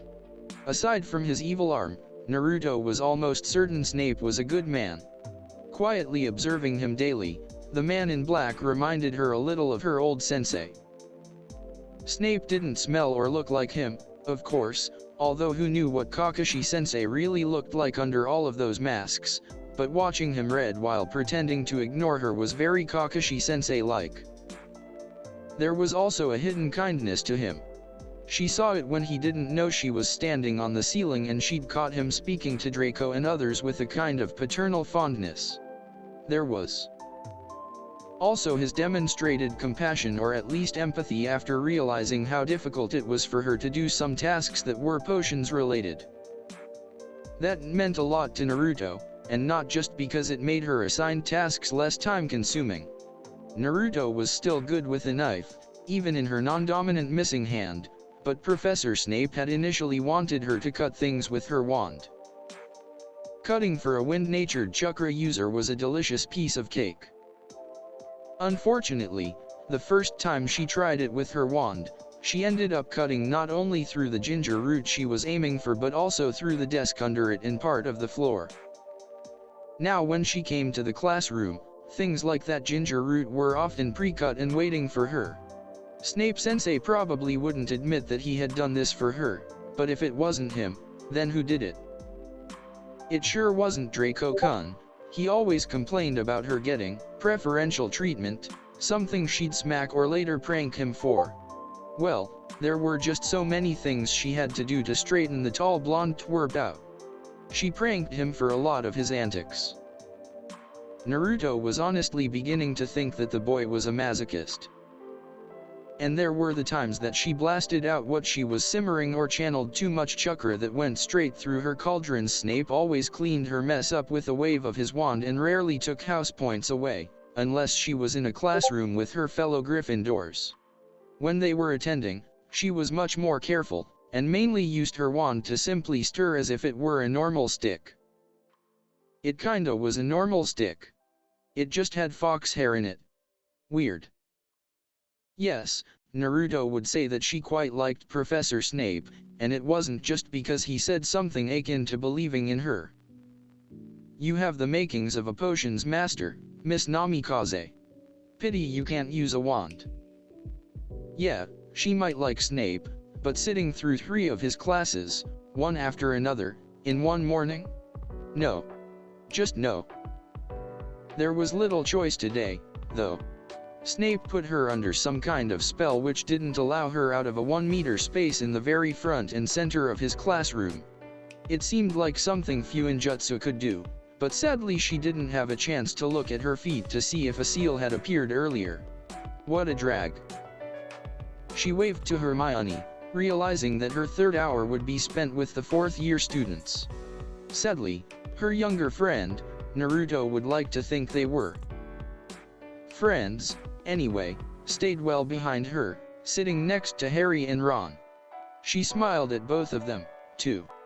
For who knows what reason, Ron turned red and looked like steam would come out of his ears while Harry simply nodded but glared at her. That kid was such a brat. Naruto could understand, though. Being a Jinchuriki was tough, even if he didn't have a tailed beast inside him. Whatever was in there had changed his life potentially for the worse, Naruto was certain of it. Draco sauntered up to her.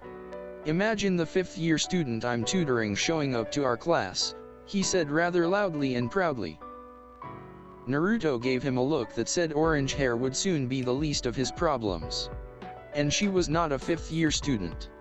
She was a future Hokage Kunoichi on a self-appointed infiltration mission as a 7th-year student. Thank you very much. Dumbledore wanted her to be able to pass some kind of examination, so her classes were all over the place and sometimes varied day to day. Sometimes she was with 1st years, other classes she attended were with her age mates. Draco took a step back and coughed importantly into his hand. Make sure you don't embarrass me, he whispered.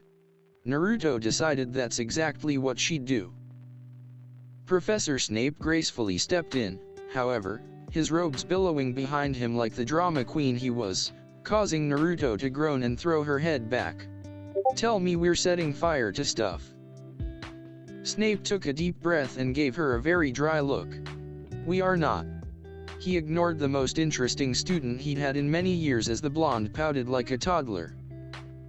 Open your books to page 434, he said distinctly, glaring at Potter and his little band of misfits. Perhaps he should not have forced Miss Namikaze to sit directly in front of him because she was looking from him to Potter and back again, curiosity clear on her oddly but lightly scarred face. She was an intuitive witch, but she had a habit of speaking her mind much too much and much too often. Her mind was a sewer, he believed.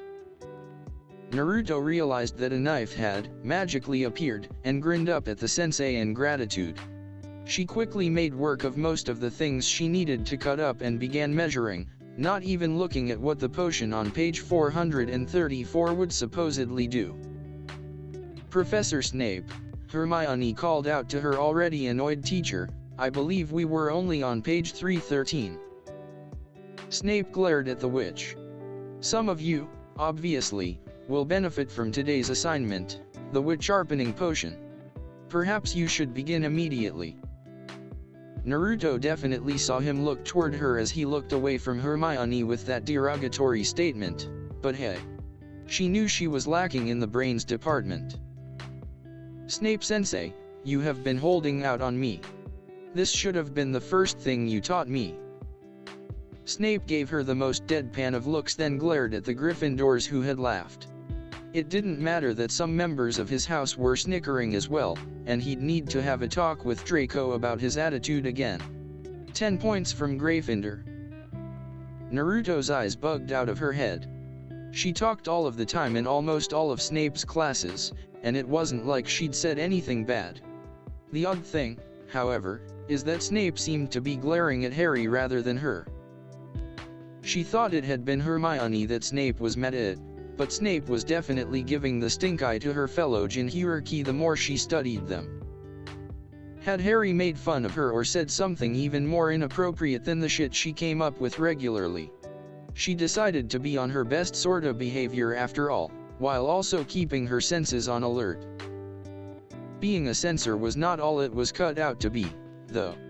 Right now, Kurama's abilities to detect negative emotions were going into overdrive, and it felt like Snape was spilling out something almost akin to killing intent at Harry. The professor's chakra wasn't nearly strong enough to do such a thing, but Naruto shivered as she realized that within all of that anger, Snape was also deeply regretful and guilty. Gods, he really was like Kakashi-sensei, wasn't he? She forcefully cleared her head and began finishing up her potion, using her fox stick to stir it up as it magically turned a nice shade of green that reminded her of MT Miyaboku before turning purple. "Excellent," Snape lightly whispered as he walked by before turning to the students behind her. "Can I drink it?" Naruto asked eagerly. Snape stopped in his tracks, his hands still clasped behind his back. "You may not drink it," he told the class at large before asking her to bottle hers. Naruto was stupidly excited to do so while Draco was taking credit for her perfect batch. She wasn't paying attention to that, though. No, what caught her attention was the way Snape was scolding, no, harassing, Harry. And his potion looked exactly like hers. She got why he didn't compliment any other Gryffindors in his classes, although she thought the house rivalry petty, but commie.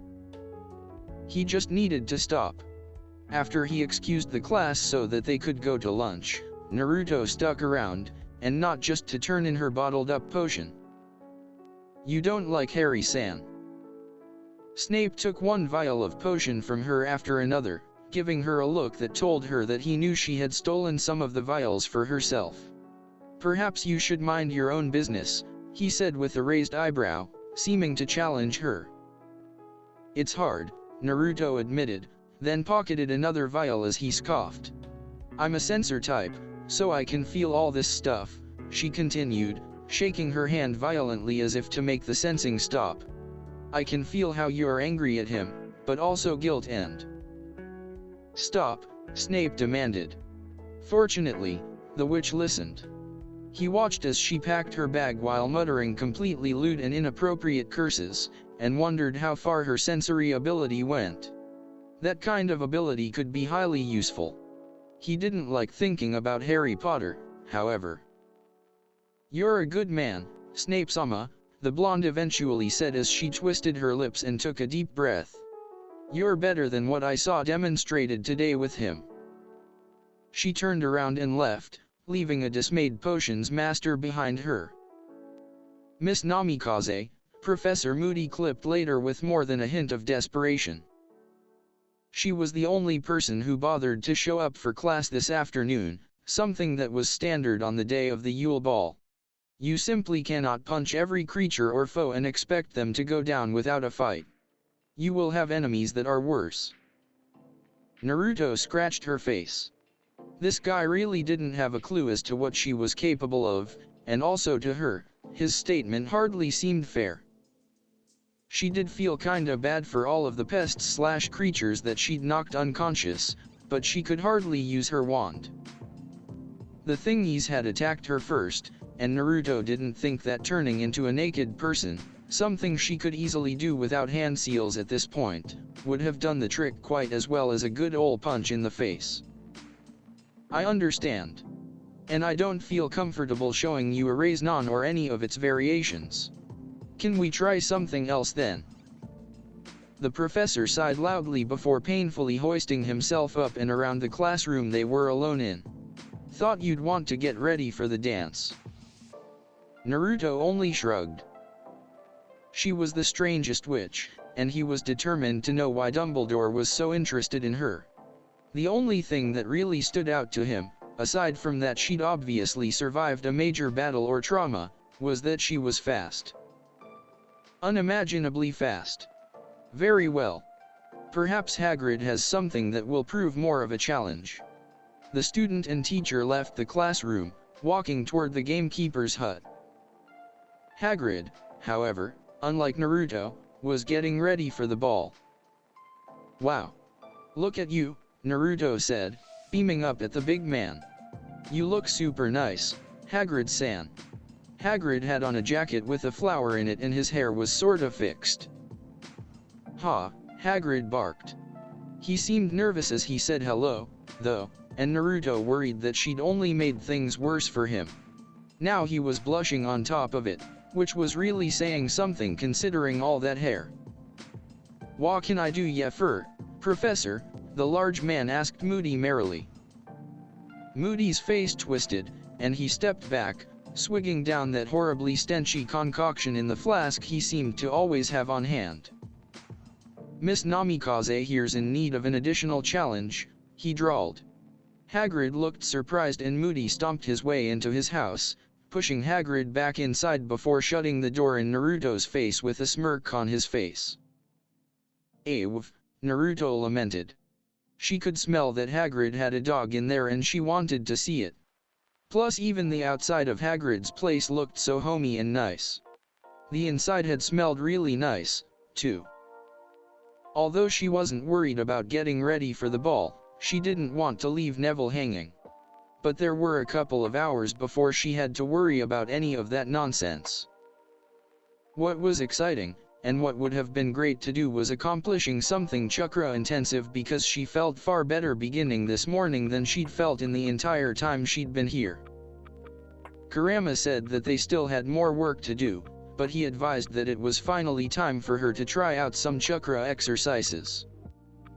She grabbed a handful of dead leaves that were lying on the ground and tried to get them to stick to her head. They were too brittle, though, breaking into pieces almost as soon as she let go of them.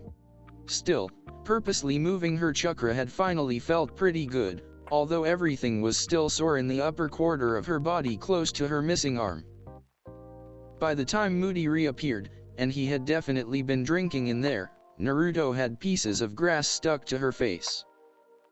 Success. "Hagrid's got a good idea for you, Miss Namikaze," Moody said, licking his lips. "Now go on ahead. I'll let you know when we catch it." Naruto's expression showed just how thrown for a loop that statement made her. "Okay, well then, I guess I'll see you at this awful dance tonight. J.A." "Indeed you will," he exclaimed, grinning back at her snarkily before re-entering Hagrid's hut. "Merlin, Naruto. You're a mess," Angelina exclaimed. She was just about to step into her gown and had wondered where the new student was. Naruto hadn't even opened the packages that arrived from the dressmaker days ago and here she was, covered with grass.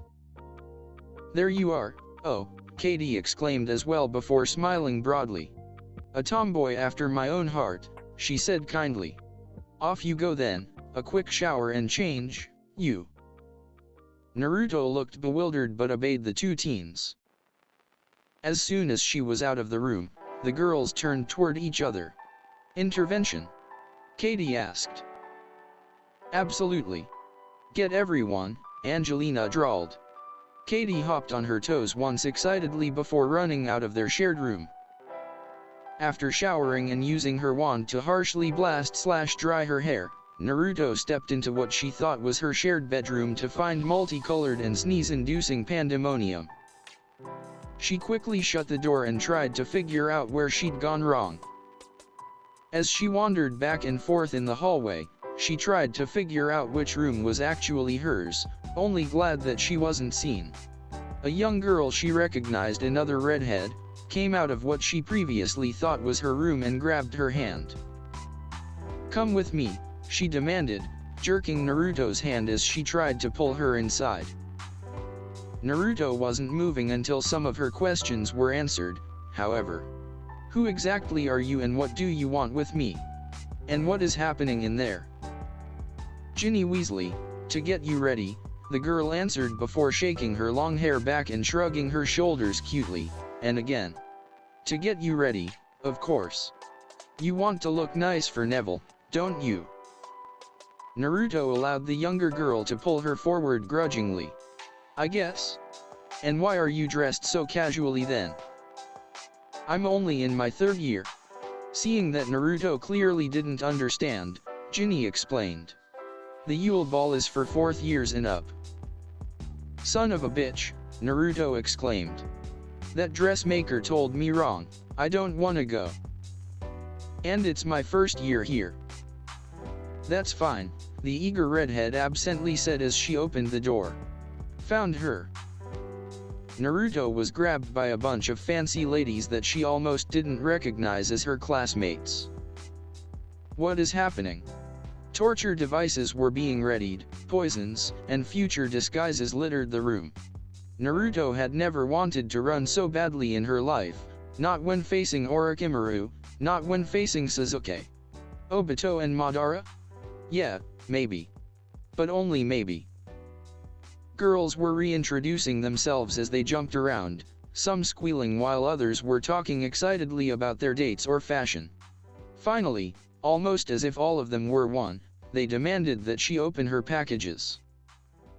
The first package contained a very wide-legged, silky pair of black hakama pants.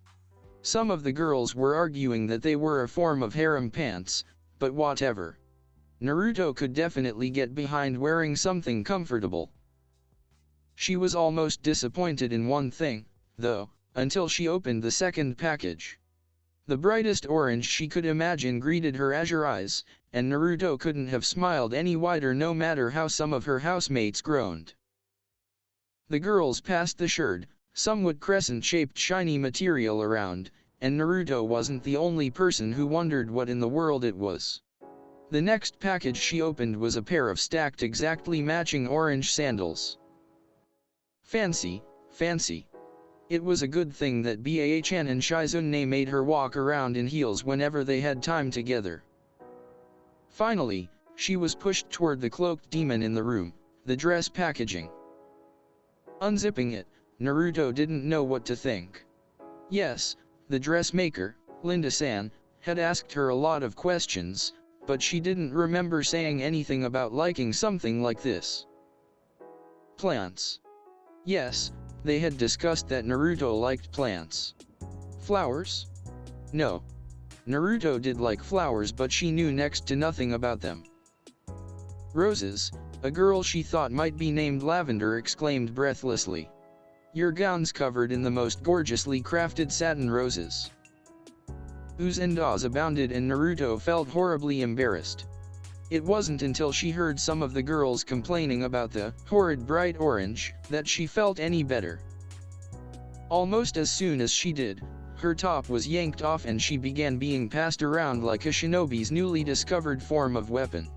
No matter how much Naruto shrieked and tried to smack people away from her, these girls were relentless. After being pantsed and repantsed, she was almost picked up by her roommates to be placed inside the dress before she yelled that she could do it herself. Stepping inside it, it was quickly hauled up to her chest by Ginny and zipped up by someone else. Kami. Oh no, Naruto said, trying to inhale more. My boobs don't fit. I can't wear this. She was shoved forward and almost face-planted, realizing that the waist of the dress didn't have all those roses and that would allow her to move more. Pull your girls out a little, Naru, and slip off that bra, Katie instructed. How can she say something like that? Naruto wondered. And Katie-san was wearing a suit. Why couldn't she wear a suit? Realizing she didn't have much choice, groupthink was a real bitch. She struggled to get her bright orange nightmare/bra off for a second before the task was taken care of for her and her dress was zipped back up. She chose to ignore the few girls who were whispering concernedly about the shape her bad arm was in and pulled up her girls one by one while wincing and whining. Standing up and finding herself in front of a mirror, she gasped.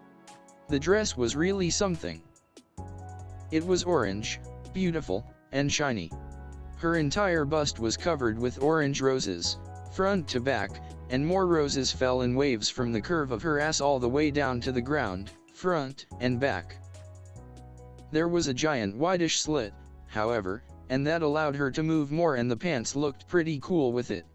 Fortunately, the pants were low-rise, so the waistband didn't show in the fitted area of the damnable but kind of exciting dress.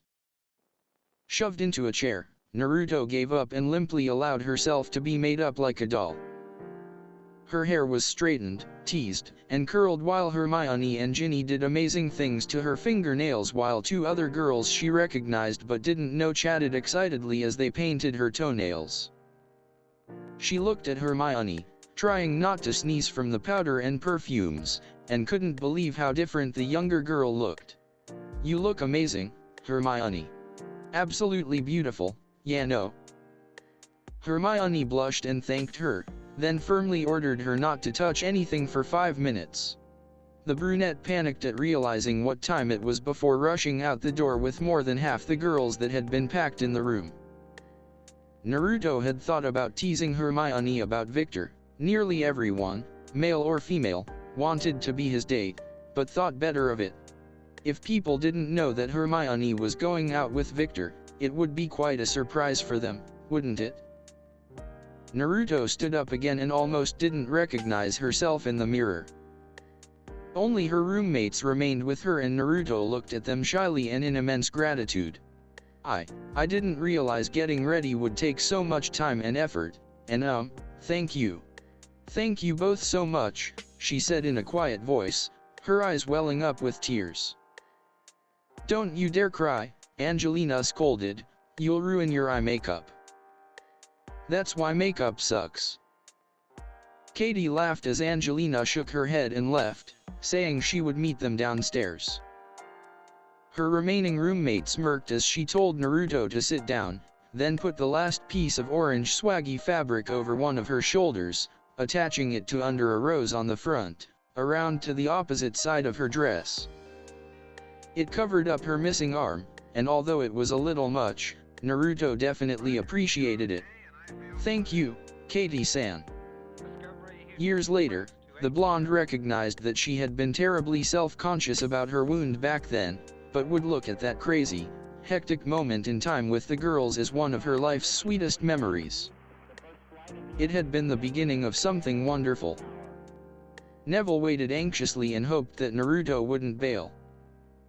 He closed his eyes and reminded himself that Harry was being childish, and that was allowed. The boy who lived, was constantly under so much stress just remaining alive, and that first dance he'd had was almost disastrous. It certainly wasn't pretty. Looks like Neville's been stood up, he said. Naruto came stomping in, an angry vision in orange roses, looking as if she was ready to rumble. Neville winced and went to intervene. Oh, no. The blonde suddenly appeared behind Harry and whispered in his ear. Are you talking shit about my date, Potter-san?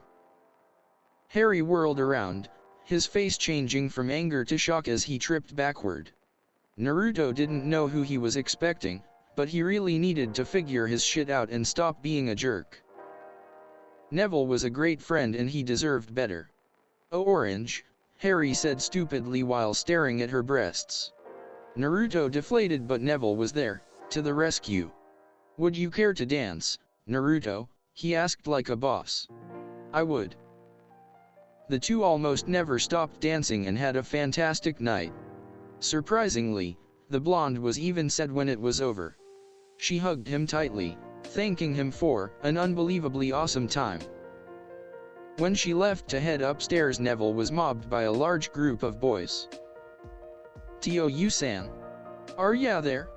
I wanted to show you my dress," Naruto whispered to her father's portrait frame, feeling ridiculous and small. "Still not there, huh? Okay," she said glumly, it didn't matter anyway. She'd gone a few steps toward the Gryffindor wing when she heard a familiar voice. Naruto. Closing her eyes and returning to the frame, she wondered if his voice was in her head. "Hey, Tio-san." She began uncomfortably while rubbing the back of her hair. Tonight was the Yule Ball. Her father stared at her with the strangest look on his face. "You look like your mother," he finally said. Naruto turned as red as Kushina used to, thanking him while looking so uncomfortable with receiving a compliment. If he'd lived, Naruto's life would have been full of them. "Kami, Naru-chan. You're really all grown up now, huh? I guess. I know you don't want to talk to me." "It's not that, honey. It's just, you were angry, and had so many questions, which is understandable," Minato said as he sat down on the corner of his desk.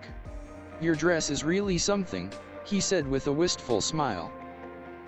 Naruto snorted. "It is, huh, but someone's coming," she groaned in a hushed whisper. It was Professor Moody and she hadn't seen him for the last hour or so of the dance, so she wondered what he'd been doing and why he was here. He was headed straight for her, though, making her want to almost cry in frustration. "Please, can I please come to talk to you later?" she asked her father desperately. "Yes. And Naruto, be discreet about it." His daughter agreed at once and turned toward an older man. "Interest in meeting you so close to the Ravenclaw common room, Miss Namikaze. You're not meeting someone for a little rendezvous, are ya?" Professor Moody asked somewhere between teasingly and accusingly. And did she mention that he said it drunkenly? Because he was definitely drunk or on something. His tone was odd and made her want to take off or just straight out attack him. Unbeknownst to Naruto, her father was also seething in his picture frame. "I found something more challenging, Whenever you're ready, you can give fighting against it a try." Naruto was curious but also glad that a few more people were now roving the nearby halls. "May I ask what it is that I'll be going up against?" "Sure," Moody said with a careless shrug. "It's called a boggart." Naruto didn't find Moody after breakfast or even well after she ran through her katas. She had looked for him while sneaking around the castle but then blew thoughts of him off. She was getting better with her katas, moving more fluidly and her balance was already back on track. Never before would she have realized just how far missing an arm would throw off her game. Which was stupid, really, she thought morosely. It made her think of and wonder about what had happened to Guy-sensei. He had been in such a horrific state after fighting Madara, and although she'd saved his life, or his heart, anyway, there wasn't further medical assistance around before that tree sucked everyone up inside of it. If only she'd had a little more time to do more for him. Or to run him to Tsunade Baa-chan.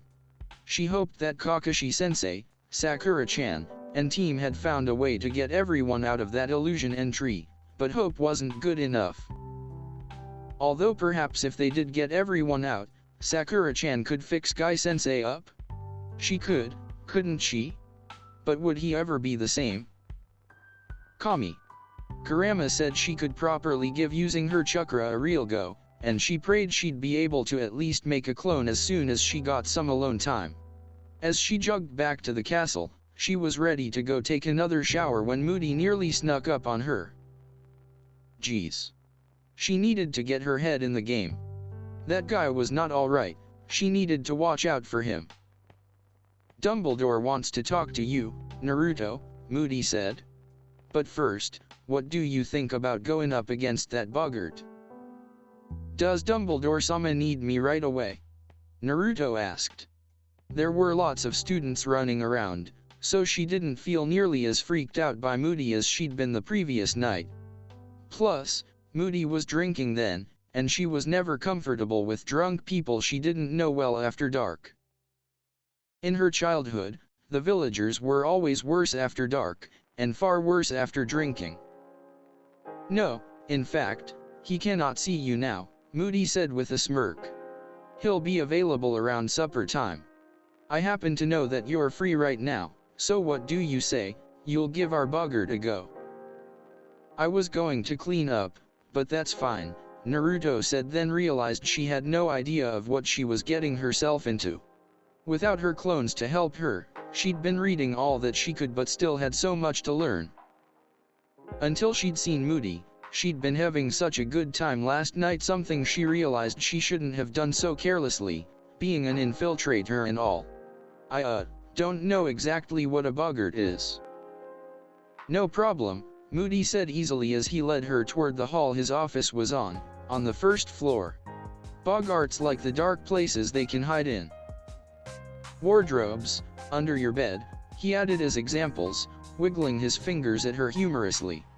That's why I've drawn the shades, he said after opening his office door. He closed it behind them. Let's see. Kitchen cabinets, that sort of thing, that's another place you'll find M. Okay, so is a boggart into pranks, or is it a pervert? Moody was surprised enough by her question that his snort was accompanied by snot shooting out of his nose. Gross. Well, it's not like Naruto really could talk. She used to do that all of the time when she was little, when she stifled her laughter after a good prank. Was that a reason to be grateful that she was almost always alone back then? Yeah, it probably was. Flying snot was not cool. She'd only had Sasuke back then.